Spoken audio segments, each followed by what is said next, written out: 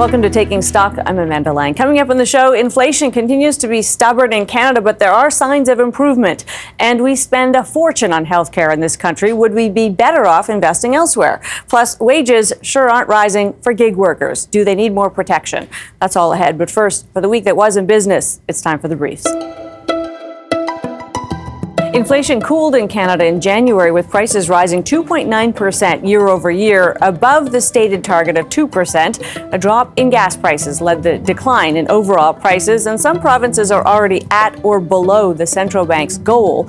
Food inflation slowed to 3.4%. Many economists think the central bank will cut interest rates by June of this year. I don't think this necessarily changes the timing of that. I think we're probably still going to see something not before mid-year in terms of starting to see rates coming down. But this is great news. Loblaw said it will invest a record $2 billion to build more than 40 new stores across Canada. The parent of Loblaw's and Shoppers Drug Mart has 2,500 stores across the country. It said it will renovate more than 700 of those and said the planned spending could create more than 7,500 jobs. Loblaw's also reported higher sales and profit in its fourth quarter as price-conscious shoppers sought out its discount stores and private label brands. In what could be its clearest response to Amazon's online power, Walmart is buying smart TV maker Vizio for $2.3 billion. It pushes Walmart into online advertising and gives it a platform to better compete with Amazon's online retail presence. The federal government kicked in $2 billion to BC Builds, a provincial program aimed at building thousands of new affordable homes on unused public land in that province. The additional money could help create 8,000 to 10,000 more housing units. U.S. consumer bank Capital One wants to buy credit card firm Discover for $35.3 billion. Wants to being the operative word, since U.S. regulators have to weigh in. The combination would create the sixth largest bank in the U.S., rivaling the bigger players like JP Morgan Chase and Citigroup. And those are your business briefs. Inflation is cooling nicely in Canada, no question, but moving too fast on calling victory could leave a lot of people burned. Benjamin Tal is Deputy Chief Economist at CIBC. Benjamin, thanks for being with us. Thank you. It's a pleasure. So I wanted to start with your impression here. It did look like a pretty solidly positive report with inflation coming back down into range. What do you take away from this in terms of what it might mean for both the path of interest rates and the potential to avoid a recession? Yes, very good news, quite frankly, better than expected. Inflation is going down nicely. This is extremely important as far as the Bank of Canada is concerned, but don't get too excited.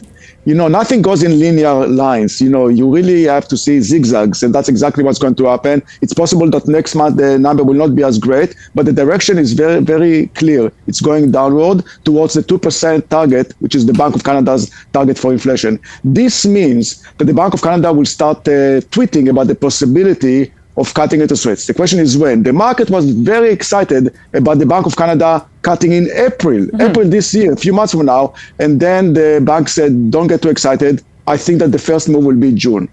One of the things that really jumped out at me, Benjamin, this time is the differential across the country. I mean, some provinces are already in the zone.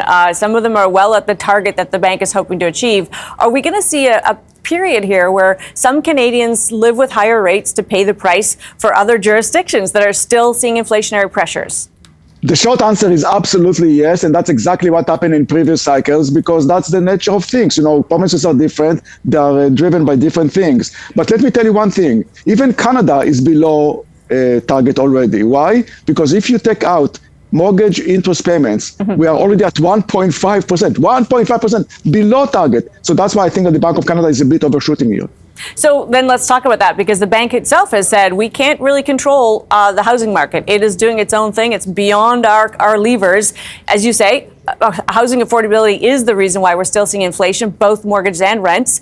What can the bank do? Do they ignore it? Do they strip it out and say, okay, we've won this victory, even though people are seeing their mortgage costs remain high?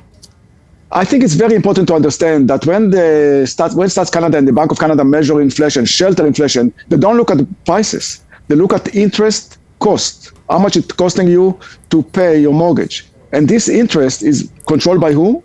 The Bank of Canada. So the Bank of Canada is trying to fight inflation by raising interest rates, and higher interest rates are adding to inflation vis-a-vis mortgage interest payments that are rising by 30% a year. It's like putting a humidifier and a dehumidifier in the same room and let them go at each other. It doesn't make any sense. So therefore, that would argue, of course, that they could lower rates sooner. What's your take on when they might want to give some relief to that part of the equation? Yeah, I don't think they will cut rates anytime soon. They will prefer to overshoot. There are two ways to overshoot. A, take interest rates higher than they should be. I think that's the case already. But also keep them longer for a period of time than needed. Why? Because you want to make sure that inflation is absolutely 100% dead. You don't want to ignite inflation prematurely. That's what happened in the 1980s. You don't want to do that. That's why they will overshoot in terms of duration and level. And then I guess finally I should keep asking you this question. Do you see a deeper recession in our future, or might we just skate past it? No, I think we are basically in a mild recession scenario or a soft landing or very, very, very soft landing. Regardless what it is, it's not a major recession. Now, if you tell me that the Bank of Canada will continue to raise interest rates for some reason, like supply chain, something happen, then all bets are off. But at this point, we are in a soft landing scenario or maybe a very mild recession, and then things will slow down over the next few months. Benjamin, always good to have you. Appreciate your time. A pleasure. Thank you. Benjamin Tal, Deputy Chief Economist at CIBC. Coming up, we keep throwing more money at healthcare in Canada, but what has spending elsewhere made us healthier? Stay with us.